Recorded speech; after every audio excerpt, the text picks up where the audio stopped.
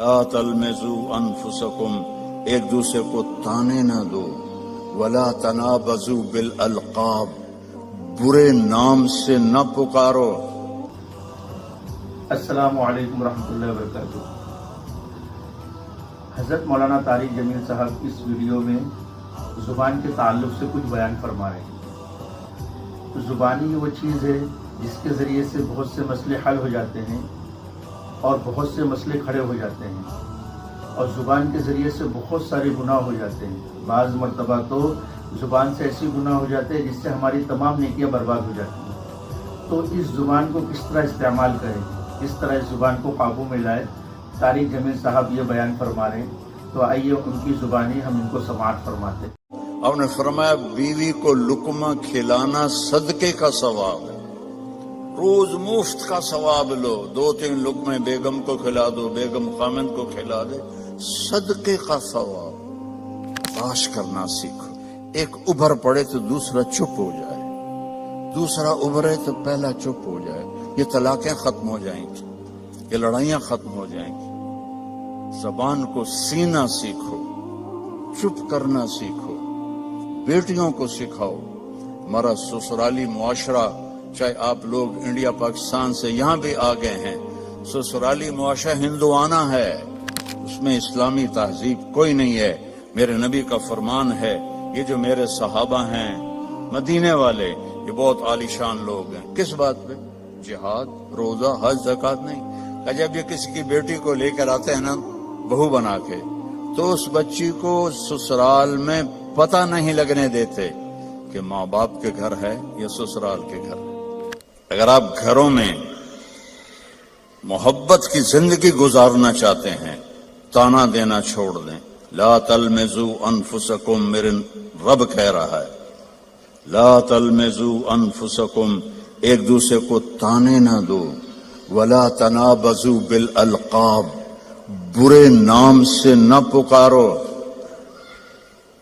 یہ تو بڑی موٹی ہے، یہ تو بڑی چھوٹی ہے، اس کا تو ناک ہی سیدھا کوئی نہیں، اگر وہ کہ تو ہی کالا ٹٹ حبشی ہیں تو لڑائی تو ہو جائے گی۔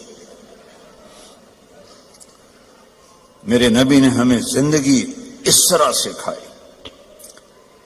حضرت عائشہ رضی اللہ عنہا چھوٹی تھی، اب ان کے لیے آٹا گوندتے تھے۔ کیا تو آپ کی شان سناؤں قرآن سے، والنجم اذا ہوا ما ضل صاحبكم وما غوا وما ينطق عن الهوى ان هو الا وحي يوحى علمه شديد القوى ذو مرة فاستوى وهو بالافق الاعلى ثم دنا فتدلى فكان قاب قوسين او ادنى۔ اتنی بڑی شان والا آٹا گوندھ رہا ہے، جھاڑو دے رہے ہیں۔ 9 بیویاں زندہ تھیں، اپنے کپڑے خود دھوتے تھے، پھٹ جاتا خود سیتے تھے، جوتا پھٹ جاتا خود بیٹھ کے سیتے تھے۔ آپ اپنا جوتا سی رہے تھے اور حضرت عائشہ چرخہ چلا رہی تھی۔ اب چرخہ، آپ کو کیا پتا چرخہ کیا ہوتا ہے؟ کسی عورت کو پتا ہے؟ اوہ بڑے ہاتھ شاہد، شاباش۔ تو ہمارے بچپن میں وہ ہماری ماں نوکرانیوں کو ایسے لائن میں بٹھایا ہوتا تھا اور وہ چرخے کاٹ رہی ہوتی تھی، پھر اس سے وہ کپڑا بناتے تھے ہمارے جولاہے۔ تو آپ چرخہ کاٹ رہی تھی اور اللہ کے نبی جوتا اپنا سی رہے تھے۔ عائشہ میرا جوتا بھی سی دو، نہیں خود سی رہے تھے۔ تو آپ کے ماتھے پر پسینہ آ گیا، پسینے میں سے نور نکل رہا، اور چونکہ جب روشنی پانی سے گزرتی ہے تو 7 رنگوں میں تقسیم ہو جاتی ہے، تو وہ رنگین شعائیں نکل رہی تھیں۔ تو حضرت عائشہ کا ہاتھ وہیں رہ گیا اور ایسے دیکھ رہی۔ تو تھوڑی دیر بعد اللہ کے نبی نے محسوس کیا کہ عائشہ کا چرخہ نہیں چل رہا، تو آپ نے آنکھ اٹھا کے دیکھا، عائشہ خیریت؟ چرخہ بند کر دیا؟ تو انہوں نے فی البدی شعر پڑھا، وَإِذَا نَظَرْتَ إِلَىٰ أَسِرَّةِ وَجْهِهِ حللت کما تحل البدر الجلیل، میں جب آپ کے ماتھا انور کو میں نے دیکھا تو مجھے لگا جیسے 14ویں کے چاند سے روشنی نکل رہی ہے. تو آپ نے کہا عائشہ تو نے مجھے خوش کر دیا. تو آپ اپنا سامنے بیٹھ کے جوتا گانٹ رہے ہیں، حضرت عائشہ سے نہیں فرما رہے کہ اس کو ٹھیک کر لو. محبت کے طور پر ان کو لقمے کھلا رہے ہیں. آپ نے فرمایا بیوی کو لقمہ کھلانا صدقے کا ثواب ہے. روز مفت کا ثواب لو، 2-3 لقمے بیگم کو کھلا دو، بیگم خامند کو کھلا دے، صدقے کا ثواب. یہ میرے نبی نے ہمیں گھر کی زندگی سکھائی ہے، یہ گھر کی زندگی ہے. اور آپ میاں بیوی کے ذمے ہے ایک دوسرے کو اظہار محبت کرو. رشتے محبت کا اظہار سے پلتے ہیں. ایک آپ کو واقعہ سناتا ہوں. عرب میں بیوی سے عشق کا بتانا بہت عیب تھا. ہمارے ملک میں بھی ہے، رن مرید ہو گئے تو رن مرید ہو گئے، بیوی دے پیچھے لگ گیا. تو اور گرل فرینڈ کے لیے اشعار تھے، اشعار کھلم کھلا شعر پڑھتے تھے. ہم کو 2-4 شعر سناتا ہوں. وَهَلْ تَبْكِينَ لَيْلَا، لیلا مجنو کا نام تو سنا ہوا نا. تو یہ مجنو تو ہمارے یہاں مشہور، اس کا نام تھا توبہ. توبہ کم توبہ والا نہیں کی تھا، نہ توبہ ہے یودا. قبیلہ اس کا خفاجی تھا اور لیلا کا قبیلہ اخیلیہ تھا. تو کھلم کھلا کہہ رہا ہے وَهَلْ تَبْكِينَ لَيْلَا إِذَا مِتُّ قَبْلَهَا وَقَامَ عَلَى قَبْرِ النِّسَاءُ النَّوَائِحُ. یہ ایک شعر ہو گیا، اس میں لیلا کا نام. كَمَا لَوْ أَصَابَ الْمَوْتُ لَيْلَا بَكَيْتُهَا وَجَادَ لَهَا دَمْعٌ مِّنَ الْعَيْنِ صَافِحُ. کوئی شرم نہیں آ رہی اسے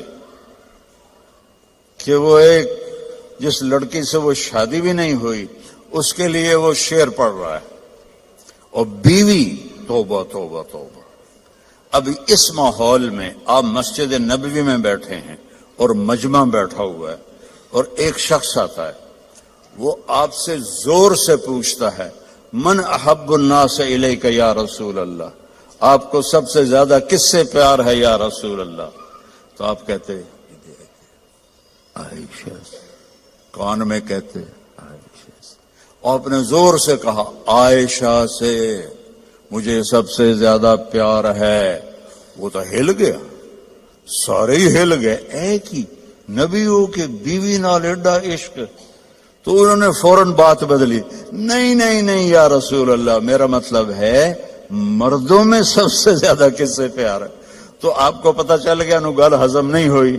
آپ نے کہنا تھا ابو بکر سے، تو آپ نے فرمایا عائشہ کے ابا سے مجھے اس کے بعد سب سے زیادہ پیار. یہ زندگی ہے، اللہ کی قسم اس سے کوئی پیسہ نہیں لگتا اور آپ کی زندگی خوشحال ہو جائے. برداشت کرنا سیکھو. ایک ابھر پڑے تو دوسرا چپ ہو جائے، دوسرا ابھرے تو پہلا چپ ہو جائے. یہ طلاقیں ختم ہو جائیں گی، یہ لڑائیاں ختم ہو جائیں گی. زبان کو سینا سیکھو، چپ کرنا سیکھو. بیٹیوں کو سکھاؤ. ہمارا سسرالی معاشرہ، چاہے آپ لوگ انڈیا پاکستان سے یہاں بھی آ گئے ہیں، سسرالی معاشرہ ہندوانہ ہے، اس میں اسلامی تہذیب کوئی نہیں ہے. میرے نبی کا فرمان ہے، یہ جو میرے صحابہ ہیں مدینے والے، یہ بہت عالی شان لوگ ہیں. کس بات پہ؟ جہاد، روزہ، حج، زکوٰۃ نہیں. کہ جب یہ کسی کی بیٹی کو لے کر آتے ہیں نا بہو بنا کے، تو اس بچی کو سسرال میں پتہ نہیں لگنے دیتے کہ ماں باپ کے گھر ہے یا سسرال کے گھر ہے. اور ہمارے ماحول میں آتے ہی ٹیسٹ شروع ہو جاتا. میں آپ کو اپنے گھر کا لطیفہ سناتا ہوں. شروع سے نوکر چاکروں میں آنکھ کھلی، اللہ نے رزق دیا. ماں باپ کی طفیل، اللہ نے ایک اچھے گھرانے میں پیدا کیا، بڑے خاندان میں، رزق کی فراوانی. اور ہمارے والد میری ماں کو چولہے پہ نہیں بیٹھنے دیتے تھے. नौकरानियां करें, नौकर करें, ठीक है।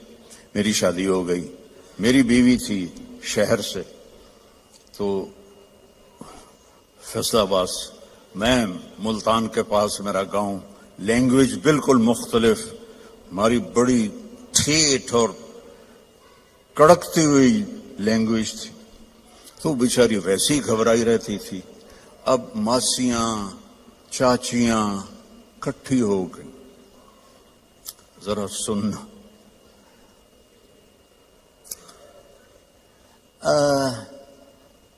तेरी मां तो चूल्हे ते सड़दी पई होंदी है ते बेगम तेरी ठुक के बैठी होंदी है। मुझे इतनी हंसी आई, मैं कहा मेरी मां चूल्हे ते कदा सड़ी है, मैं भी थाई पैदा हुआ, मेरी मां तो चूल्हे ते बंदी ही नहीं।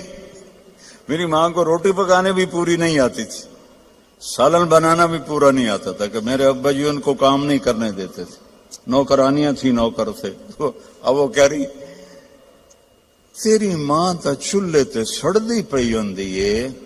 और मेरी पंजाबी समझ रहे हो? कोई गुजराती तो नहीं बैठे हुए जिनको केम शो वाले? अच्छा, उर्दू तर्जमा करूंगा फिर। तेरी मां तो चूल्हे ते सड़दी पई होंदी है ते तेरी बीवी ठुक ते पलंग ते बैठी होंदी है।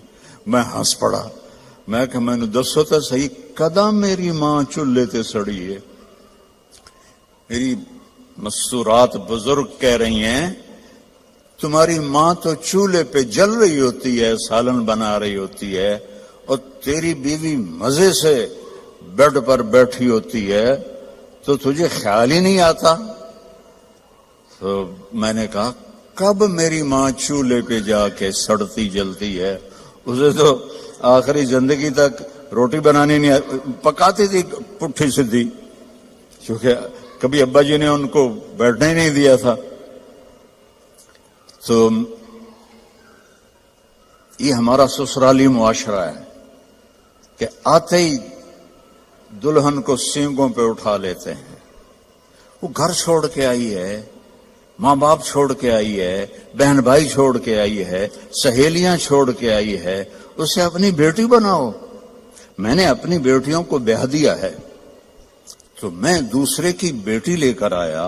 मैंने अपनी बेगम से कहा कि बेगम तेरे अखलाक का अब पता चलेगा कि बेटियों पर तो माएं निछावर होती हैं, बहू पे जब तू वो सलूक करेगी जो बेटियों से करती थी, फिर तेरे अखलाक का सिक्का पक्का है।